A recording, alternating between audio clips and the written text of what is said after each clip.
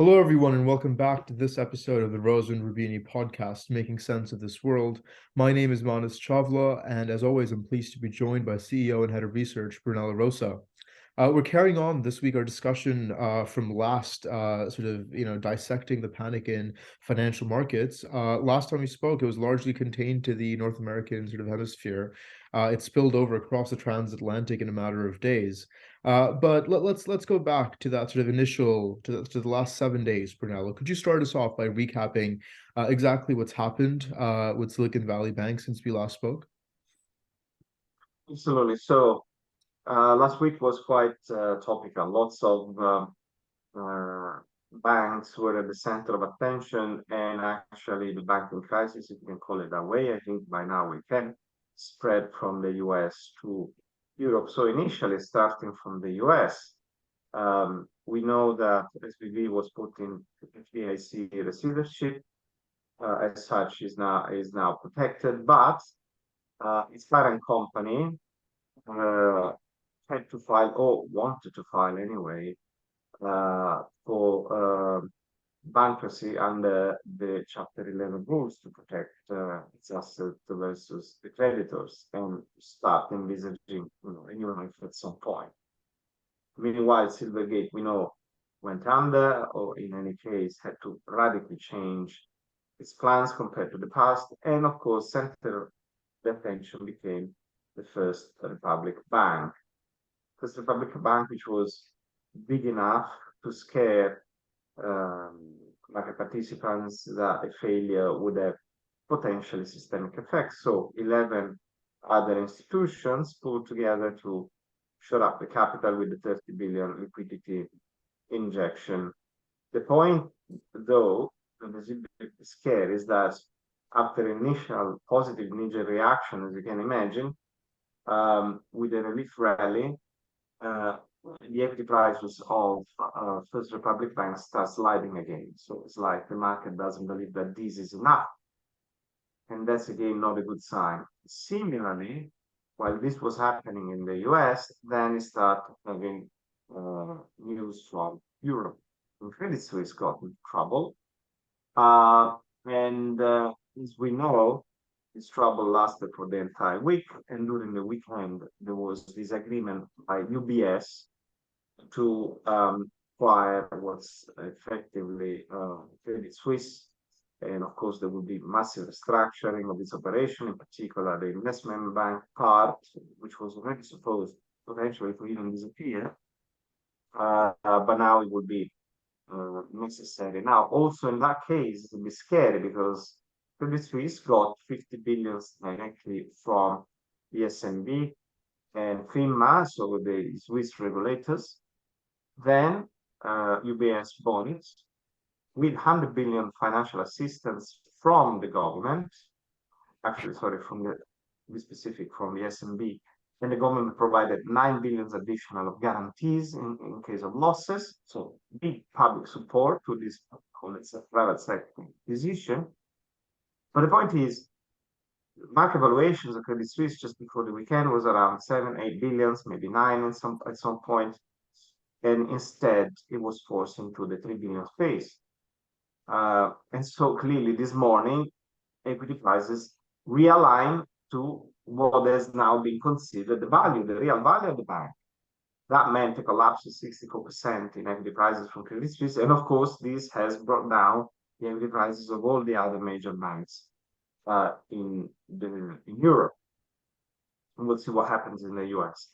Meanwhile, of course, there's a search for safety by investors, so they are kind of showing off equities and buying government bonds. So again, it's not necessarily a good sign when, in spite of the measures put in place by governments, private sector, and central banks, the market still kind of slides or even collapses. It means that there's no trust. The trust has not been restored just yet.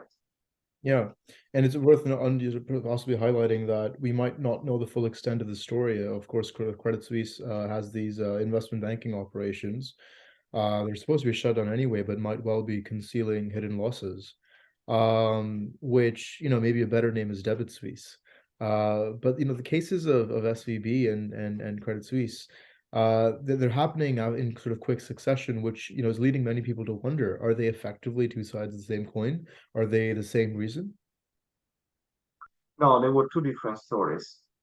As we discussed last time, SVB was question of lack of very basic risk management practices because the business model was very conservative. It was like um, gathering deposit from startups and medical companies, receive most of the time from venture capitalists. Okay, you get the money, you put them in the bank. What does the bank do with this money? They invest in the super safe assets that are treasury, US treasuries, mortgage-backed securities, or foreign government bonds. So very safe stuff. But if you don't hedge this market risk, it's going to come against you at some point. And this is exactly what happened with rising interest rates. The value of assets collapsed, and the cost of deposit increased. So a very basic risk management practice would have avoided this disaster. Credit Suisse is a different story. Credit Suisse has engaged in very risky operations for a number of years. It's been a story that we in the market, we all know. And the latest ones that came out were, of course, the scandal of Grenfell and the scandal of Archegos that created huge holes in banks' accounts. Of course, most of them coming from the investment banking branch. So effectively, it was an accident waiting to happen. And so, of course, as soon as you start having tighter conditions in financial markets, equity prices falling, interest rates rising, as soon as you start having bad news coming from the banking sector, clearly this is the condition for which these kind of stories come to the fore and troubles come up. So Credit Suisse was the result of all this. But to conclude, even if you have two very different stories, that's the nature of contagion. So when you have a domino effect, it means that there's exposure of a bank versus another. So one fails, and therefore the next one fails, and the third one fails, and so on and so forth. This domino effect. Here, there's no domino effect. There's contagion. There are two totally independent entities affected by the same macro environment. All the bad news floating in the market. So investors think, oh, that bank is bad. This other bank was in trouble years ago, might be bad as well. So let me sell their shares, and therefore, this is how things unfold. Contagion is a very, very serious phenomenon that needs to be taken into account. Recently, we have seen contagion the way it starts in the medical environment with the pandemic. This is financial contagion, but is equally worrying. Yeah. I mean, all the spotlight now is on the regulators and the central banks. And I wanted to ask you what you see them particularly doing. Let's focus in on maybe the ECB, the Fed, and the Bank of England. How do you project, especially sort of their tightening cycles? Do you expect them to go ahead as planned? Do you expect them to change that? So, how can I say? The central banks have to make decisions in a very difficult environment. So they are busy. They are busy keeping inflation under control with their tightening cycles, and so they need to decide whether to continue this or not, in spite of financial stability results. So the first one to find themselves in a situation was the ECB. And the ECB says, "I carry on. Inflation is still too high. I have no great exposure of my banks to SVB. Credit Suisse was just start coming out as a potential risk, but they knew that the Swiss National Bank was coming to the rescue. So they thought, you know what, I want to send a signal that my banking system is safe, and I carry on with this plan that I pre-announced. That was, by the way, a mistake. You say that you decide a meeting to meet, you need to wait the day of the meeting. Yeah. Because if you pre-announce what you're going to do the next meeting, this is not meeting to meeting. And so the ECB found itself in the corner of either doing the right thing, so to speak, which in my opinion was either pausing or increasing by less, or renege a promise that they made, which means a loss of reputation. So in any case, it would be kind of a bad scenario for them. So they decided to carry on and keep to some extent the reputation intact. But if this proves to be a mistake, because for example, in 6 months or even less, they need to cut rates, people would regard this as a mistake. So they made this decision. Hopefully, that's the good one for them. Other central banks will face the same this week. We got the Fed on Wednesday, we got the Bank of England, some major central bank in the Bank of England on Thursday, and they will probably reach a similar conclusion unless there's contagion, unless there are still news, and so on and so forth, in which case they stop. But if things are as they seem to be right now, they will probably carry on with the 25 basis point increase each. And it's worth asking, sort of in the broader context, not of these sort of micro events, but in the more macro sense, is the genie out of the box? The sort of relationship we talk about between price stability and financial stability. There's those, like Lagarde, who've tried to make us believe that there is no conflict between the two of these, but certainly these events might point in the other direction. What do you make of that situation, Brunello? Yeah, I mean, now all journalists are asking, is there a conflict between price stability and financial stability? I would say at very long last. I mean, we spoke about this at the very least in our Global Outlook 2023 published in December. But actually, there were mentions of this risk, well, at least almost 1 year earlier, when we start saying, you know what, you start increasing interest rates, you might get financial instability hypothesis. At some point, you will need to decide whether to carry on or and fight inflation, or you stop because you risk creating financial instability. Now that we have the example, now everybody is asking that, but is this exactly the same thing that happened between monetary policy and fiscal policy? At some point, we said, look, there's no optimal outcome here. You're only going to make mistakes. You just can't minimize the damage. That's the most you can do. And we said, if you adopt fiscal easing measures to support the economy, they will be inflationary. If you combat inflation by increasing rates, you create damage to the economy. So there's a conflict between monetary policy and fiscal policy. That was last year. Again, not many people believed that was the case until you had the UK. Liz Truss, exactly the problem there. Unfinanced tax cuts, which caused nothing route that eventually led to the resignation first the chancellor and then prime minister. Right? Here is the same thing. Initially was monetary policy and fiscal policy.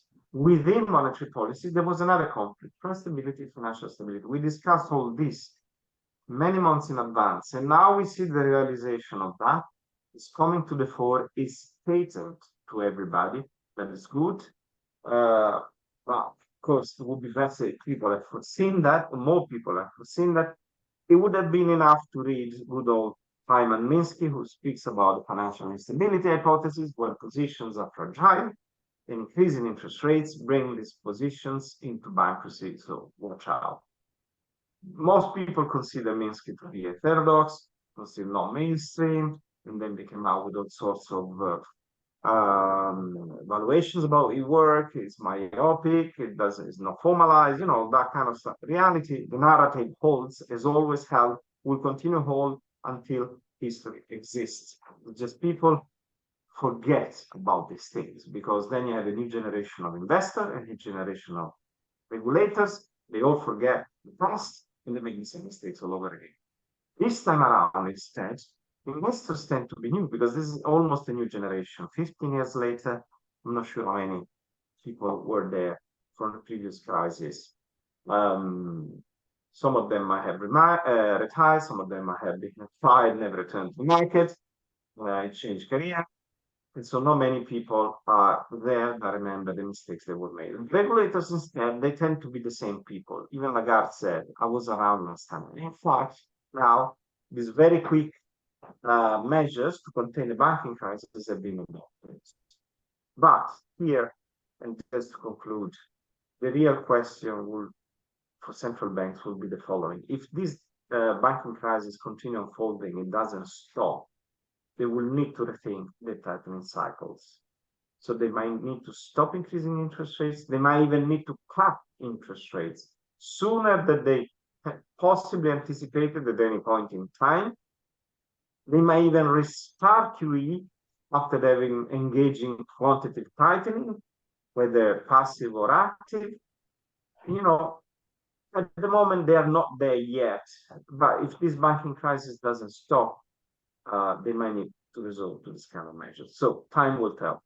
Yeah, it's interesting how these things seem sort of in the present moment and how they'll be looked upon depending on what actions happen later. I mean, certainly, as you're talking about before this, if central banks are seen to be raising rates and directly after we see a whole host of other collapses, then, frankly, the blood will be on their hands, and it'll be sort of hard to pin the blame elsewhere. But at the same time, in the short term, they want to raise rates to not show weakness, to show that they're resilient, to show that they're effectively, quarantined from the contagion going on elsewhere in the world.